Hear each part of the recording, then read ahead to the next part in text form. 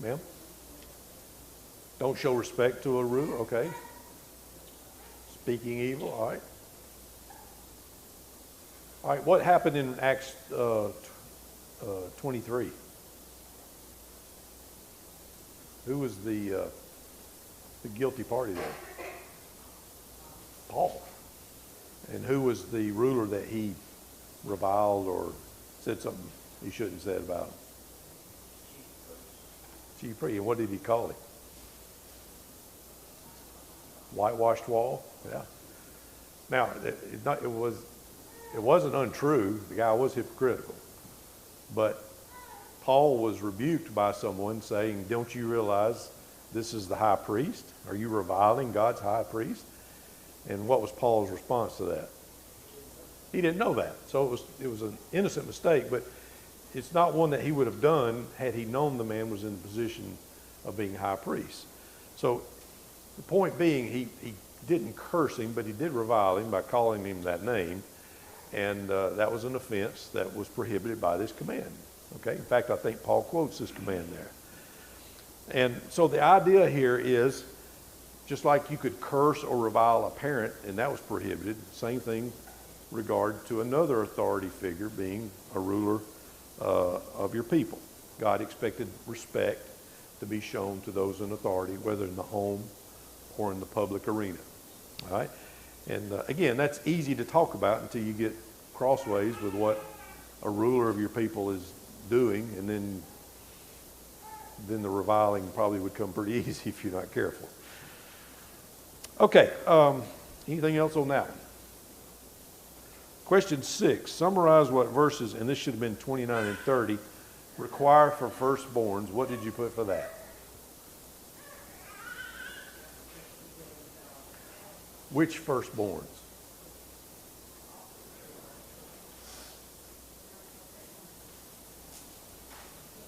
Okay, firstborns that belong to the sons of Israel, and the firstborns of whether it was their ox or their donkey or their sheep, didn't matter.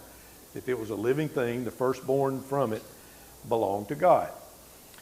Now, did that requirement, from this point on, was that the way it was in the land of Israel? Just a little bonus question for you. Whether they were firstborn or what, God says, those are now the people that are mine. And we know, based on what the Levites did, what that meant. They were servants in the tabernacle and teachers of the law and all that. And he took that instead of the firstborns of everybody. And probably the best explanation for that is because, you remember the story when Moses came down from the mountain and the golden calf was there, and he said, who's on the Lord's side? Who answered the call? The Levites. So it may have been, some people speculate it was God's intention that the whole nation be in some way priestly, but because of the golden calf, he took the Levites instead, because they stepped up on that occasion, and he accepted them as the firstborn in place of the firstborn of Israel. Interesting, if you go over and read Numbers 3, again, we don't have time to read all that, but there's a little census taken of the Levites and of the firstborn in Israel that were alive at that time.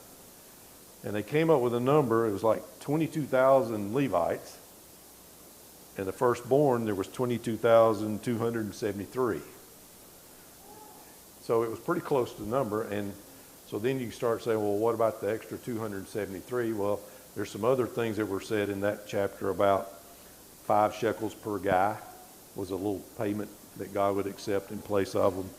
And then he turned around and gave that money to the sons of Aaron. So anyway, just interesting how God's thinking on this subject evolved over time, and you have to read, not just here, but all the way through Leviticus and Numbers to get the whole story. Okay. All right. Any questions on that? Just firstborns were special, and the rationale given, and if you read some of those things over in Numbers 3, is because God basically says the firstborn had belonged to me ever since Passover. When Passover came and the firstborn were ransomed, the firstborn of Israel were ransomed. Remember that? Because If it hadn't been for the blood, they would have been killed along with the Egyptians. Well, ever since then, God says they're mine. And so that's where this picks up, and they went forward to Numbers. Okay, question 7. What is the connection with holiness and eating flesh torn to pieces in verse 31? What is that all about?